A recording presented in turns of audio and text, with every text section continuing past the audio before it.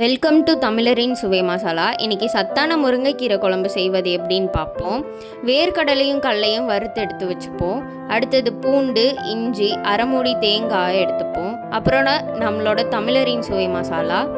இப்போது மிக்சி ஜாரில் தேங்காயை சேர்த்து தண்ணி விட்டு அரைச்சிப்போம். இப்போது மற்றதெல்லாம் சேர்த்துக்கிட்டு இப்போது நம்மளோட தமிழரின் சுவை மசாலாவான மிளகாத்தூள், மல்லித்தூள், அப்புறம் கறி மசாலா இதை சேர்த்து நல்லா தண்ணி ஊற்றி அரைய விட்டுக்கலாம். இப்போ அரைச்சி எடுத்து வச்சாச்சு. இப்போ ஒரு வான் சட்டியை எடுத்து கொஞ்சமாக கடலை எண்ணெயை சேர்த்துப்போம். இப்போ எண்ணெய் சூடேறி வந்த உடனே கடுகை சேர்த்துக்கலாம்.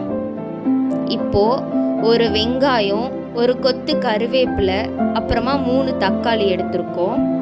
இப்போ எண்ணெய் சூடேறி கடுகு வெடிச்சு வந்த உடனே வெங்காயம் சேர்த்துக்கலாம்.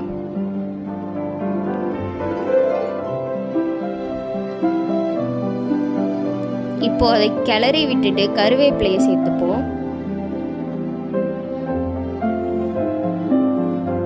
இப்போ அரிஞ்சு வச்சிருக்க 3 தக்காளி பழத்தை சேர்த்துக்கலாம். இப்போ அதை நல்லா கிளறி விடலாம்.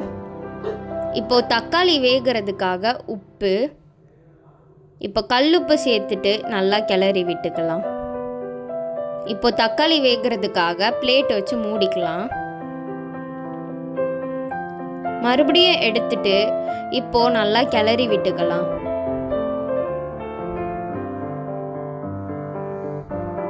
இப்போ தக்காளி நல்லாவே வெந்துருச்சு.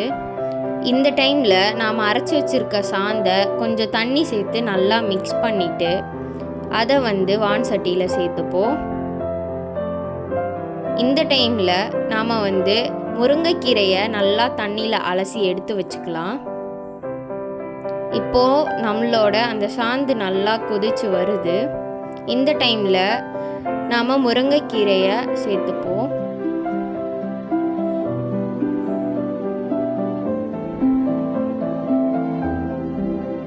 இப்போ அதை நல்லா கிளறி விட்டுக்கலாம்.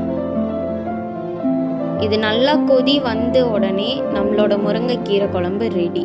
நம்மளோட தமிழரின் சுவை மசாலா வேணுங்கிறவங்க இந்த நம்பருக்கு கால் பண்ணி ஆர்டரை ப்ளேஸ் பண்ணுங்கள். தேங்க்யூ ஃபார் வாட்சிங்.